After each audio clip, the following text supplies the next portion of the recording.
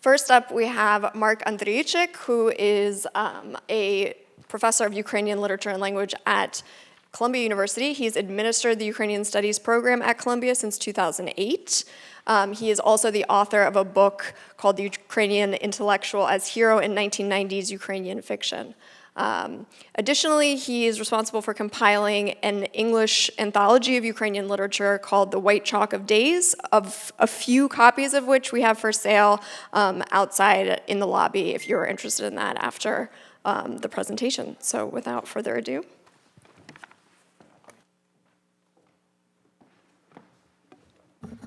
Дякую, thank you.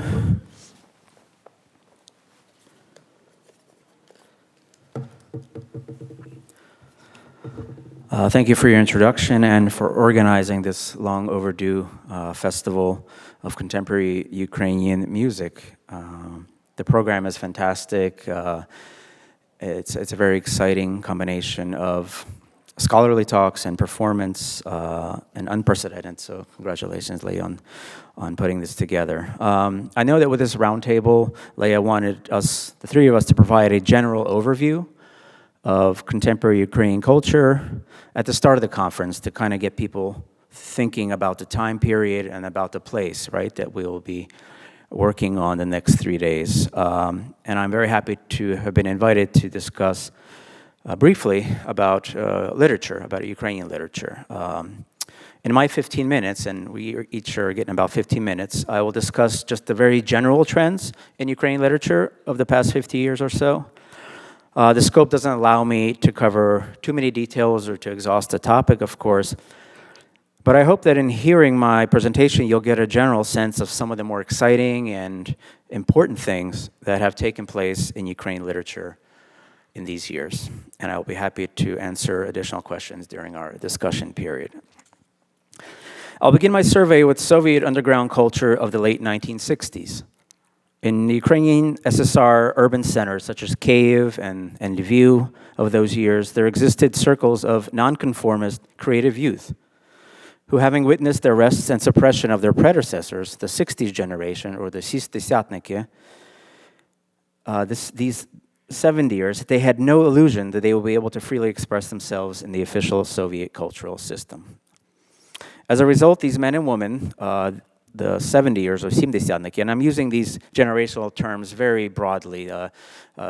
These are individuals that stylistically are very different and thematically work differently, but it's sometimes useful just when we're telling a story, especially in a short time, to use this. So I'm talking about the 60s generation, 70s generation, the 80s generation. So the 70s generation, these men and women that made up it, they would venture underground, both figuratively and literally, because they would often meet in basements in Soviet cities. And they would meet clandestinely, freely, to create free Ukrainian culture. These young artists led a parallel existence. They developed, shared, and critiqued their art outside the restrictions of official Soviet culture.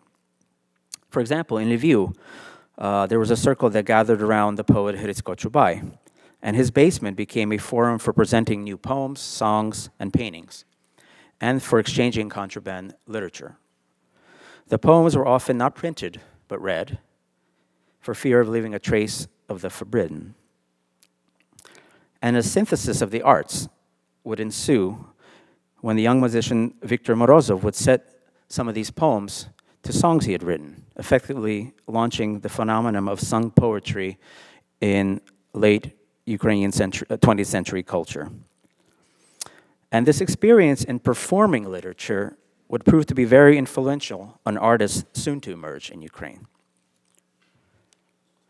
The subsequent generation of artists that would emerge in Soviet Ukraine, the so-called 80-niki, or the 80s generation, did so during Glasnost, when previously banned segments of past Ukrainian culture were gradually being rehabilitated. And although censorship still existed, there was a somewhat greater degree of leeway in what could be published. When Ukrainian independence arrived in 1991, the opportunity to truly create freely in the Ukrainian lands for the first time in many decades finally arrived. The 80s generation, 80-niki, having been given the example of the previous generation, the 70s generation, the example of producing an alternative culture, they benefited this newest generation from several opportunities at once. One, the ability to create, present, and publish freely. Two, access to previously banned Ukrainian cultural and scholarly achievements. And three, sudden free access to the West. And we forget about this now, how it was such a big deal at the time. But these were really important factors that went and were driving these young creative individuals. Ukrainian society at the time was enamored with anything that was new, anything that represented change, and anything connected with the West. As a result, the Vysemdesiatniki, who possessed all of these qualities, found themselves at the center of new cultural movements in the early years of Ukrainian independence. Some of them, like the members of the literary trio Bubabu, for example, were actually at the center of mass gatherings of youth. And Bubabu means burlesque, balahan, bufonada, or burlesque farce and buffoonery. These three poets that made up the Bubabu treated previously taboo topics in their writing and in their spectacles. Sex, rock music, urban motifs. And the urban motifs are very important also for this generation, these 80ers. Ukrainian culture had generally been delegated to rural landscapes, locales, and it was very important for these young writers to place Ukrainian culture in urban centers, and this is exactly what they were doing. They enthusiastically experimented with form as well. Well-versed in the power of performance and actively intersecting their writings with other cultural genres such as music and visual art, the group's guiding concept of polyphony and carnival fit well with the times and led to their remarkable success then.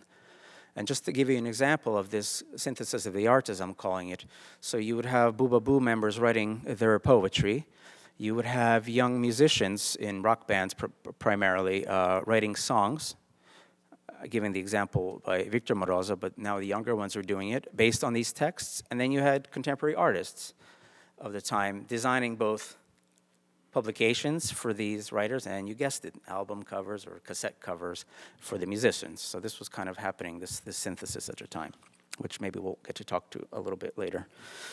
Many of the best prose works of the 90s undertook a determined deconstruction of inherited myths, both the colonial Soviet Russian myth and the Ukrainian national myth that were inherited by this generation. Freedom of expression, devoid of ideology or any assigned duties for a writer, was of utmost importance for the 80s generation, and any structures that interfered with these were dismantled. The authors of these literary works set off on a search for the post-Soviet Ukrainian identity, in which they sampled a whole array of past historical and cultural artifacts and attempted to reassemble them in the present. As colonized subjects who for many years had been delegated official histories that presented falsities as facts, these writers challenged the concept of assigned truth. Although such Western postmodern concepts proved to be attractive for some young Ukrainian authors like Bubabu and their colleagues, others, such as the writers of the Zhytomyr school, espoused a more inward look into Ukrainian and a focus on the uniqueness of the country and its tradition as that which should define Ukraine's new culture. With the Ukrainian identity still marginalized in a free Ukraine, they feared that it was way too fragile for the deconstructive play of their colleagues, these colleagues postmodernists. What resulted at the time was a spirited and open debate on Ukraine's post-Soviet identity and culture between many of its most talented creative individuals.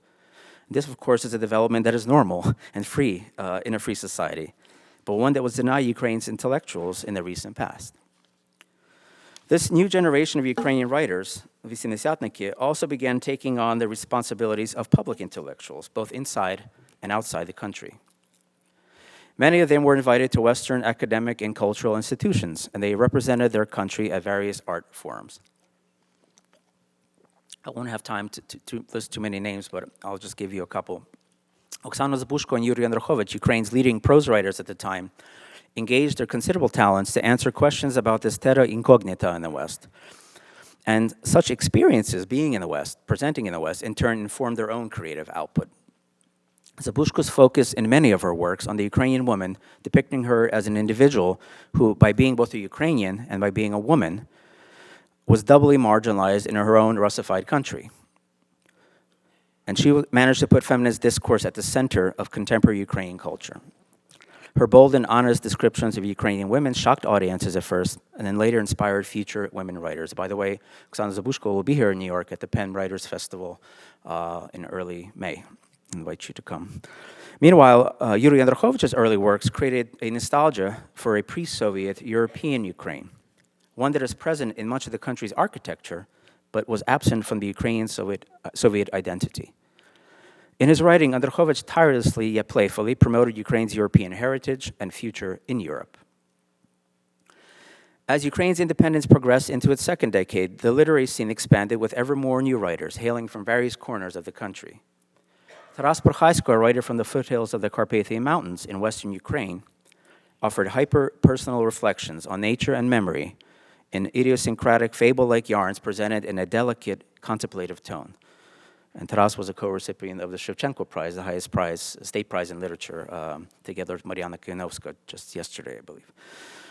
On the other end of Ukraine, in Kharkiv, Serhiy Zhadan emerged as the writer that would awaken the eastern part of the country to its Ukrainian essence, before becoming the country's most prominent poet already in the 21st century. Zhadan led his readers to corners of loneliness occupied by disoriented post-Soviet Ukrainians searching for their place in a world turned upside down. His poetry focused on such outsiders lyrically, with occasionally jarring, unexpected metaphors, while his prose often did so humorously, depicting individuals taking on responsibilities that they were awkwardly not qualified to fulfill. Although 20 years into independence, the Ukrainian government did little to support the development of Ukrainian culture, which is happily changing. We've had several discussions today. New artists continue to emerge and make their mark on the cultural scene. In other words, despite any kind of real estate support. The focus on Ukraine's Europeanness, the freeing of Ukrainian culture from colonial restrictions and the patriotic obligations, and the opening up of topics that could be approached by the Ukrainian language, all these things that had driven the work of the Vysedesятniki of the 80 years, like I pointed out, opened many new doors for this youngest generation, these youngest writers in Ukraine. So they didn't have to deal with those topics as much. And what resulted was a turn towards the more personal in many of these works. They still did address some of these topics. For example, Yuri Andrukhovich's daughter, Sofia Andrukhovich, wrote a novel that directly addresses her father's nostalgia, but with a different gaze of another generation. For the young writers, the world beyond Ukraine's borders, in the West that we talked about, was no longer some fascinating unknown realm, but one that is accessible as never before. The revolution of dignity, during which Ukrainian civil society fought against corruption and individuals sacrificed themselves for the freedom to choose democracy and rule of law, featured Ukrainians of all ages and social strata.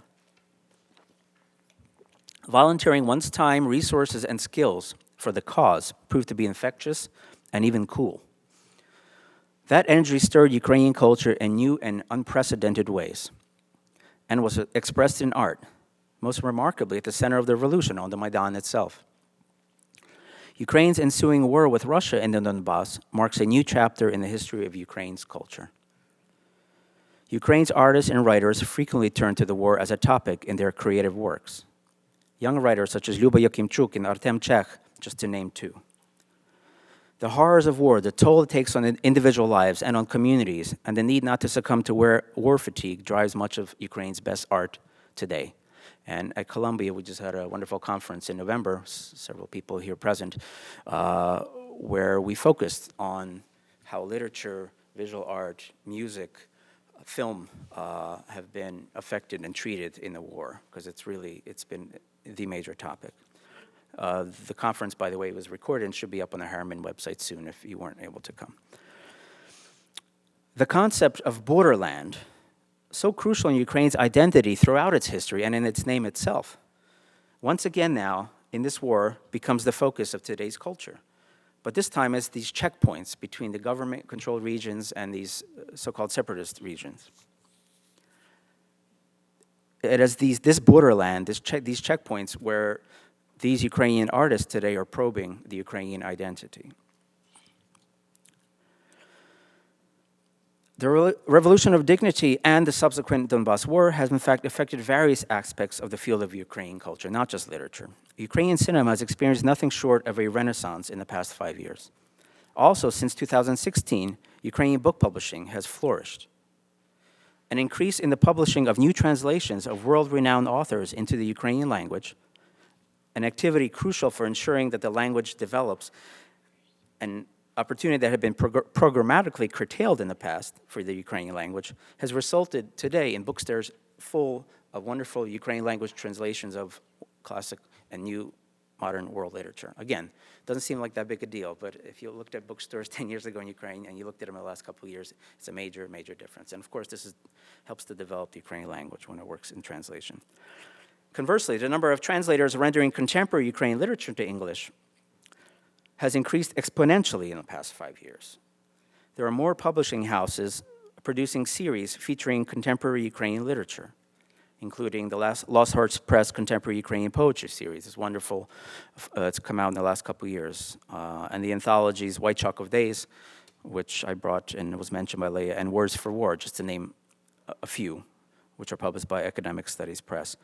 There's actually a whole team of translators now from Ukrainian to English, many that are not of Ukrainian background at all, but have mastered the language, that are actively translating Ukrainian language. 5 years ago, we didn't have that, so very exciting in that respect.